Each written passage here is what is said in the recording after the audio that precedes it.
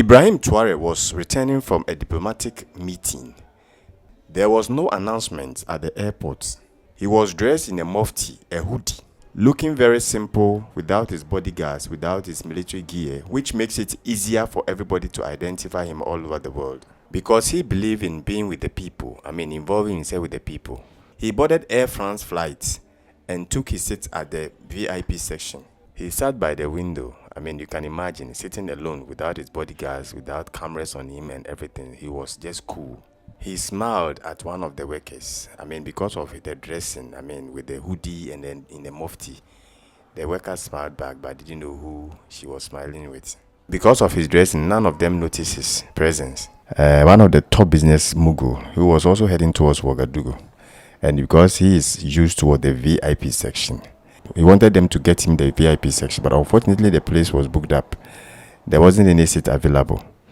But because of his level, because of who he is, they had no choice than to try as much as they can to create a space for him.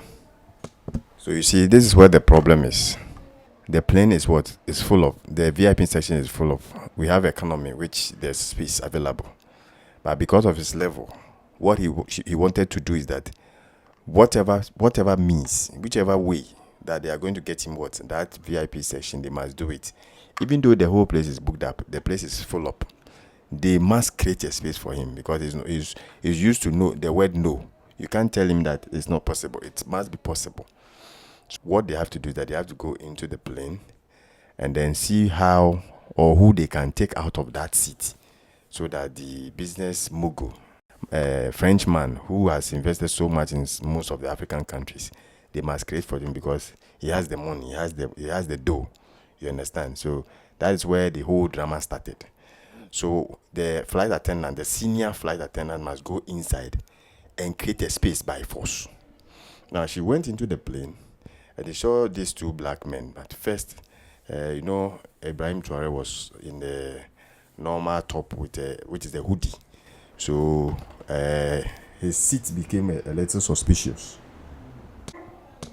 The looks in a business class became a bit suspicious because looking at a man with a hoodie and all that, and you could see this big men, top big guy sitting at that business class. So it looks like, and secondly, he's a black man. The rest are white people, except another guy who is also a black guy.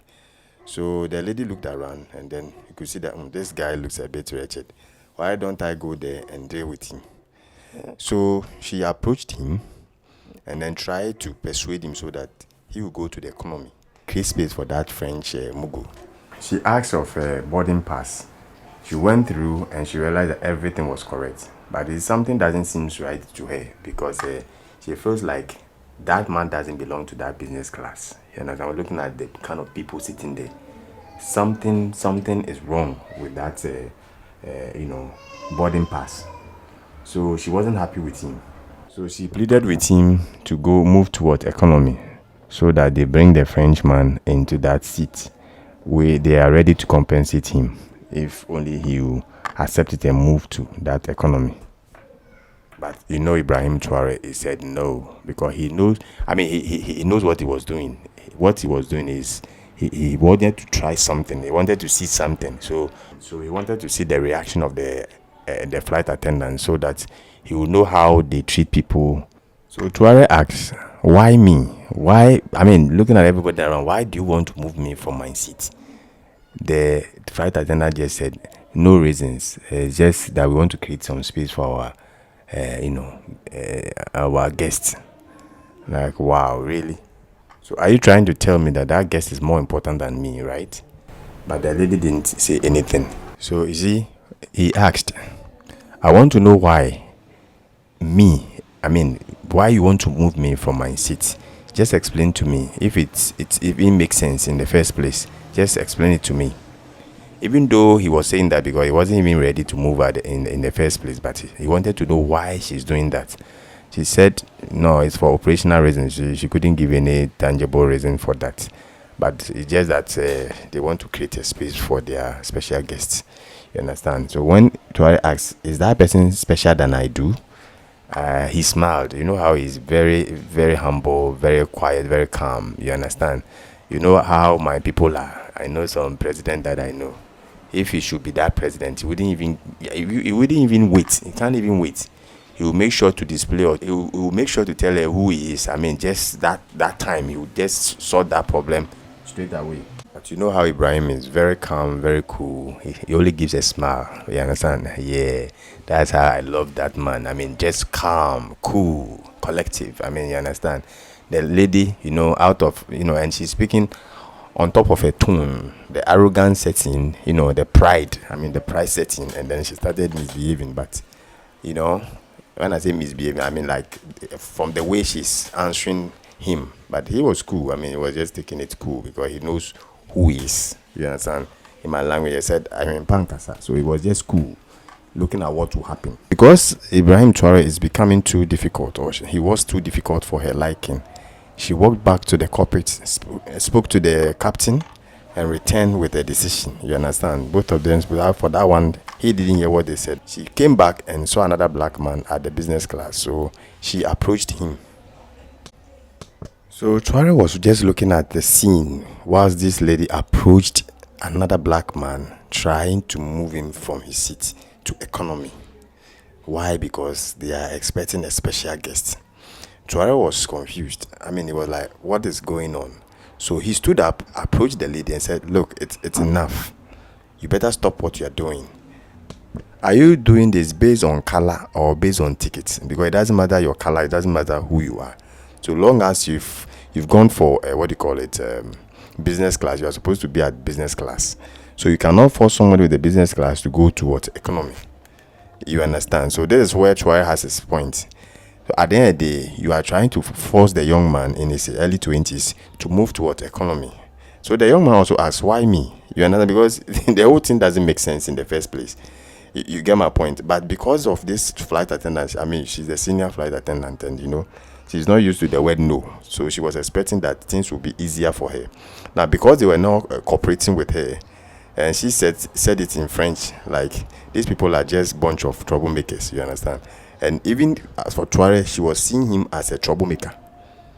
You understand? You did not allow me to move you from your seat to economy. I'm talking to another person, then you move from your seat and then approach me and then start trying to defend that black guy. It means that Traore is becoming a troublesome person in the flight. So you can imagine the whole scene, the whole drama. Yes, this is what really happened.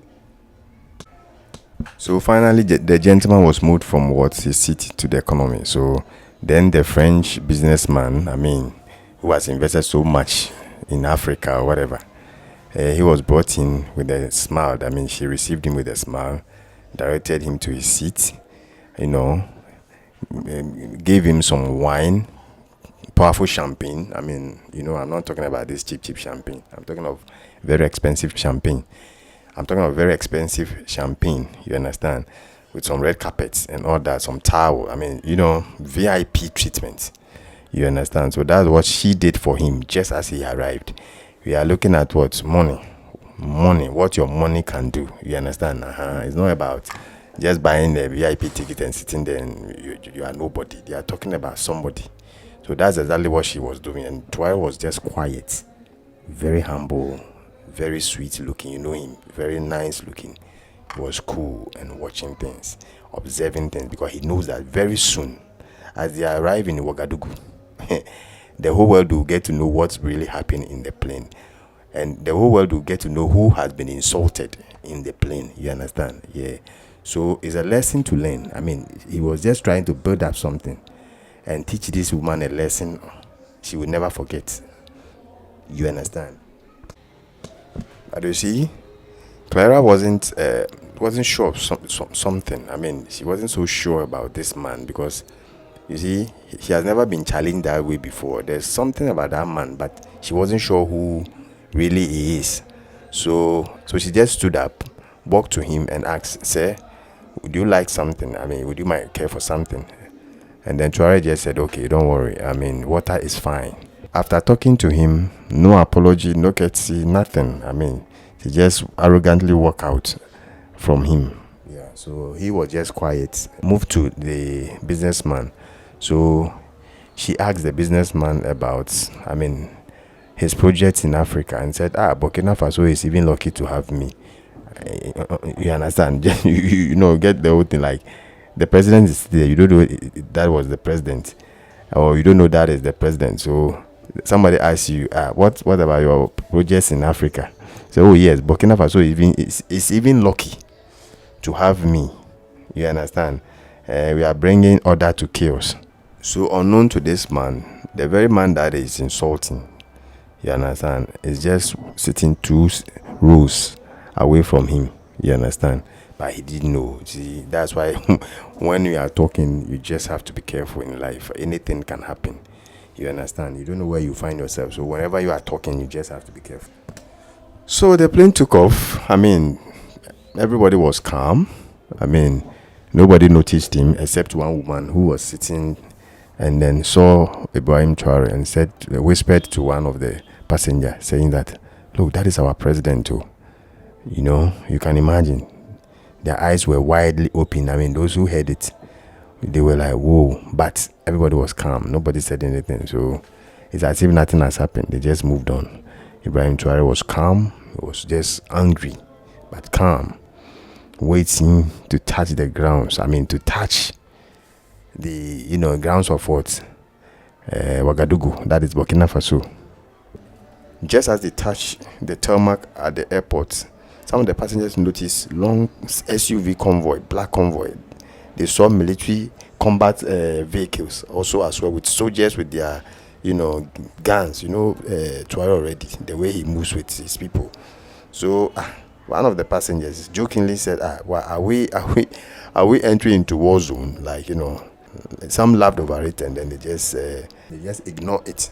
Just when he said, are we entering into war zone, one passenger said, no, it's just a military protocol. I'm sure there's somebody important in our midst that they are coming to pick up. So that was what he replied. One of the passengers replied. So the French businessman, the CEO, said, oh, I'm sure I'm the one they are coming to receive. He said it jokingly, and then he laughed. And he was even ready to step out of the plane before anybody else. But just as the passengers were looking outside, they saw presidential guards.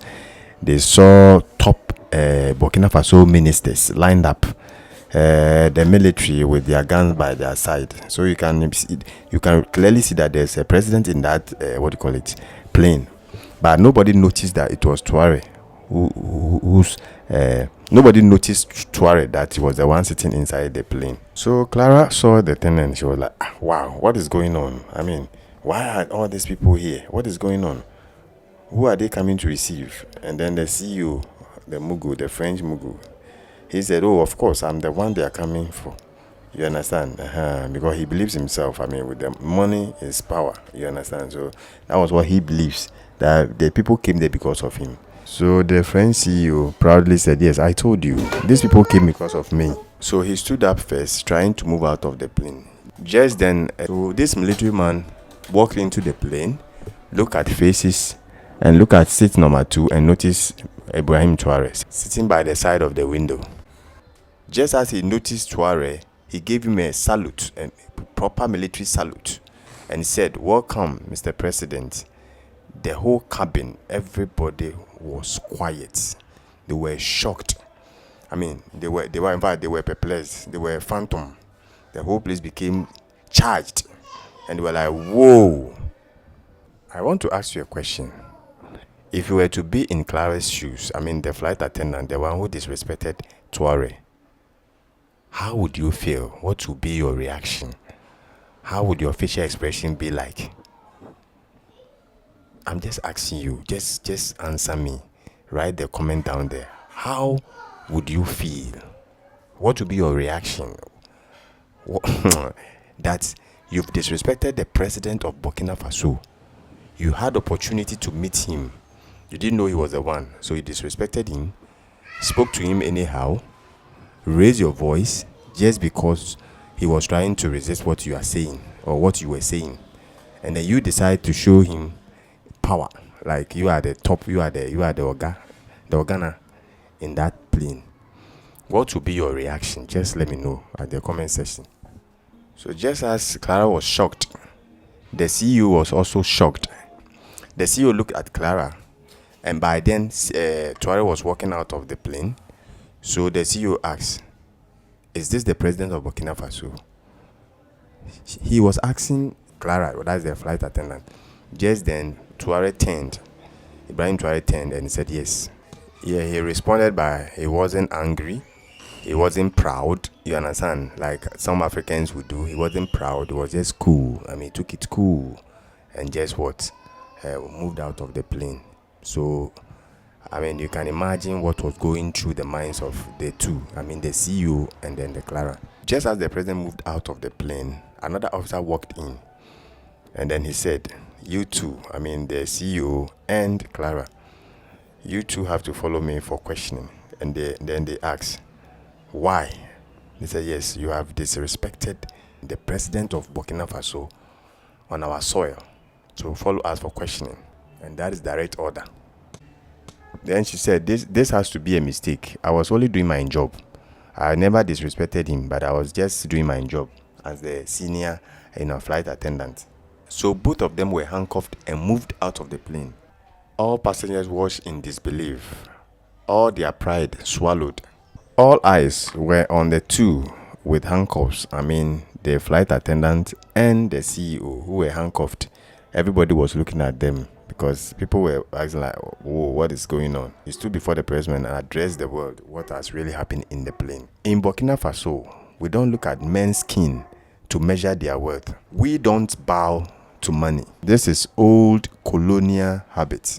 Here we respect dignity, humanity, and our people. That is the new Africa. This story spread like wildfire. That second, images were all over the place. Those two handcuffed were all over the place. The press conference and everything, I mean, was all over the internet.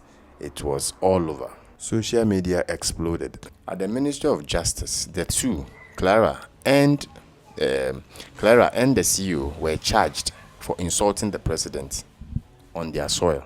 Abuse of power and intimidation.